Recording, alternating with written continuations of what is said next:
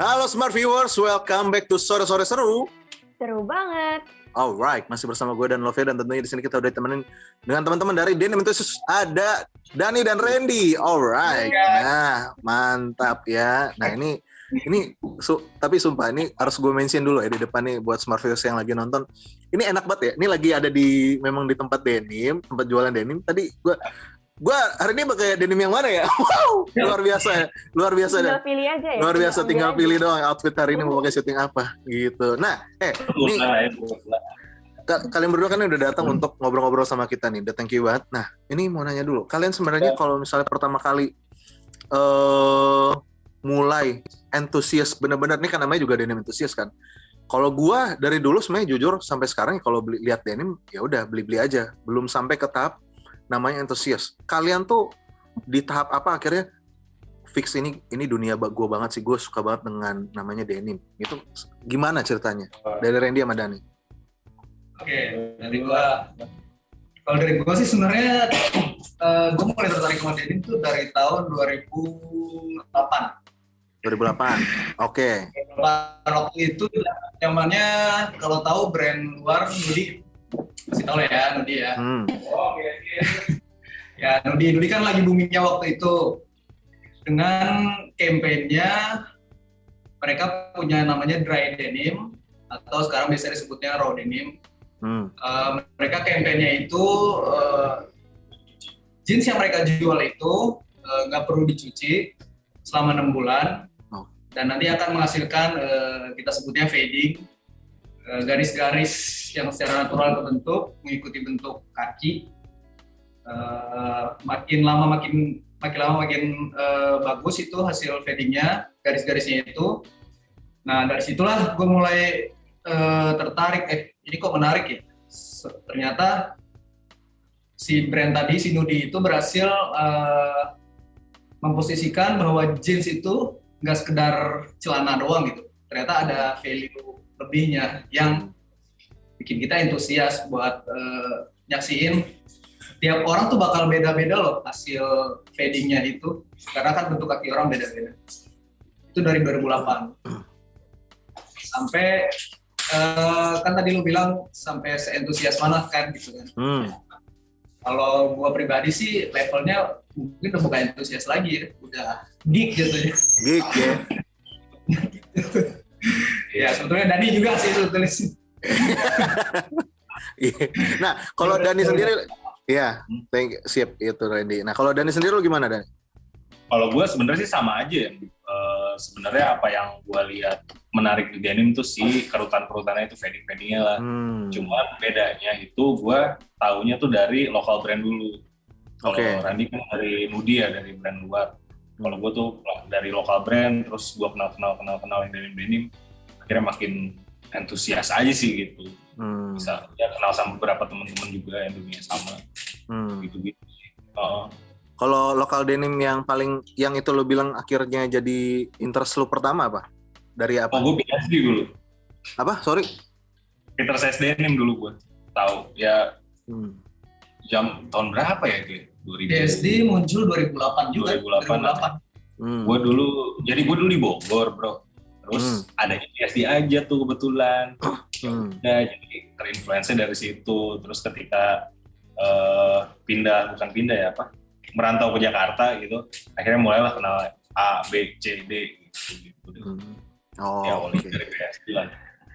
Nah, ini gue sebelum lebih lanjut lagi ya, ini gue pengen pengakuan dulu. Jadi dari tadi sebenarnya kayak nyebut Peter Denim atau kayak tadi Nudi kayak, nggak tahu gue.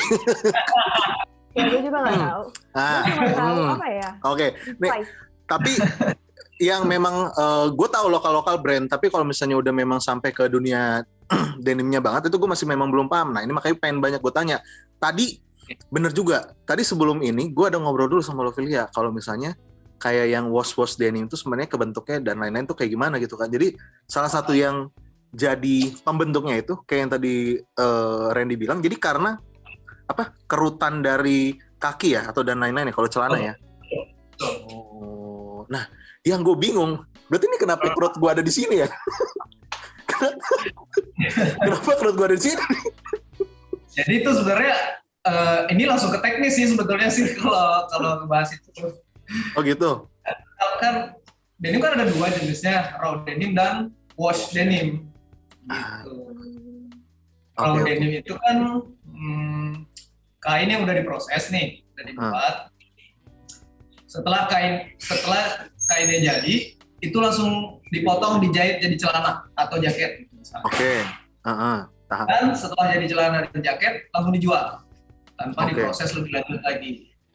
Itu raw denim yang menjadi permainan kita selama ini, yang jadi mainan kita selama ini. Yang kedua itu namanya wash denim, kayak yang lu pakai itu. Wash denim setelah tadi tahap dari bahan mentah itu dijahit jadi celana atau jaket, itu masuk ke proses yang namanya washing. Nah, proses washing inilah yang ngebentuk terus warna, terus lagi kerutan-kerutan yang kita mau, bukan yang terjadi secara natural ya, yang kita mau. Jadi suka-suka kita tuh mau posisiin efek warnanya di mana, efek garis-garisnya di mana, itu suka-suka kita. Intinya itu bisa dibikin sesuka kita. Nah, setelah di washing, jadi dengan warna dan karakter yang kita inginkan, barulah dijual. Nah, kita sebagai raw denim enthusiast melihat itu nggak ada seninya gitu. Apaan sih? Ya, gitu. Diskriminasi ya rasanya ya.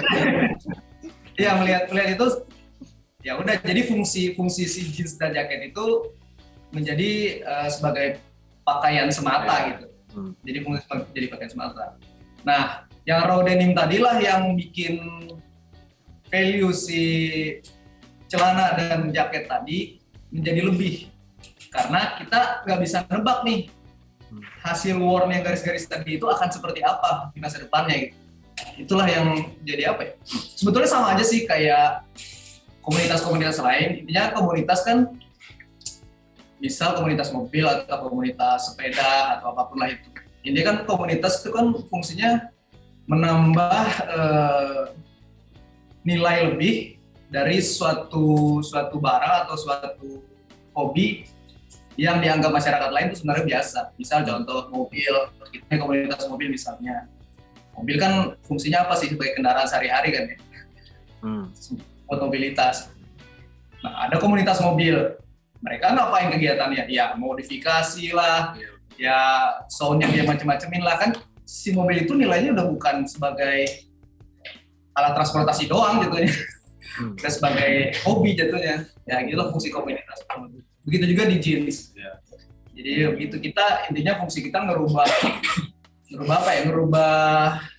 pandangan orang-orang yang tadinya melihat si jeans itu dan jaket sebagai pakaian biasa, sebagai sesuatu yang bisa dikulik dan jadi hobi dan ternyata ada nilai lebihnya gitu. Gue penasaran deh, tahu gue ya, denim itu kayak jenis kain yang katanya tuh gue bisa pakai sampai berpuluh-puluh tahun.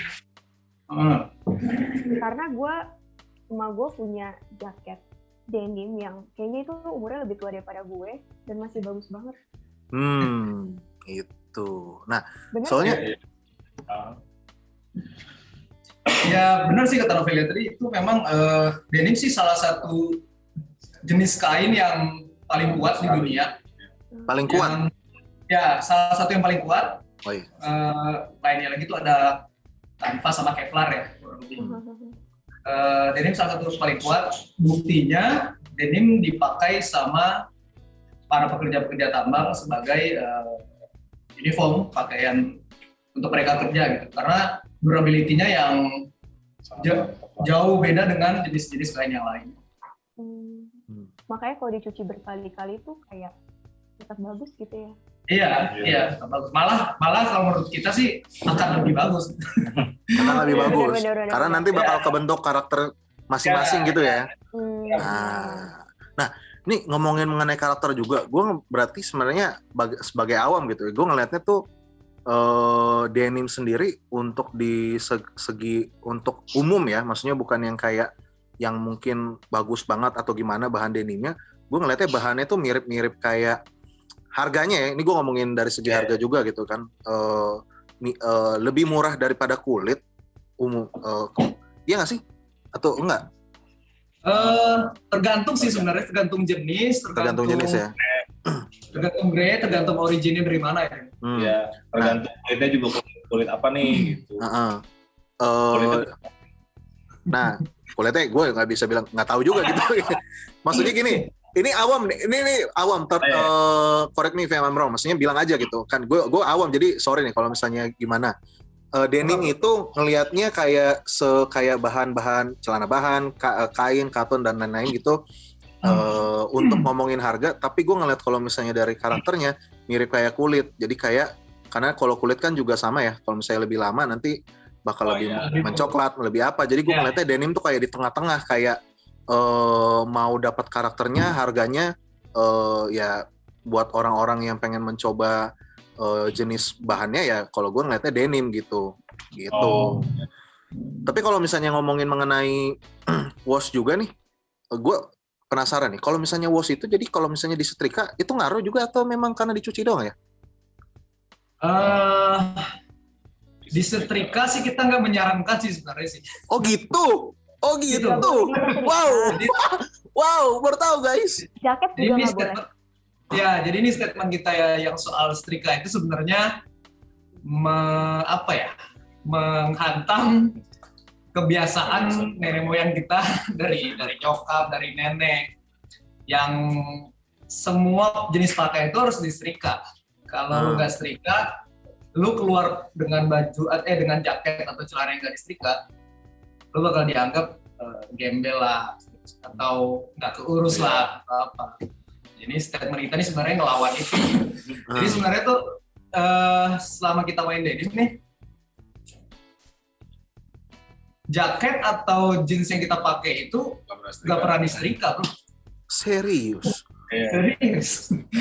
Ini berlaku kalau doang atau untuk yang lain juga? Maksudnya yang nggak boleh disetrika? Jeans doang. Jeans aja sih. Jeans doang sih. Jeans Kalau aja. untuk t-shirt kita masih setrika. Jadi kalau untuk habis cuci jeans sama jaket, begitu kering, itu langsung kita pakai.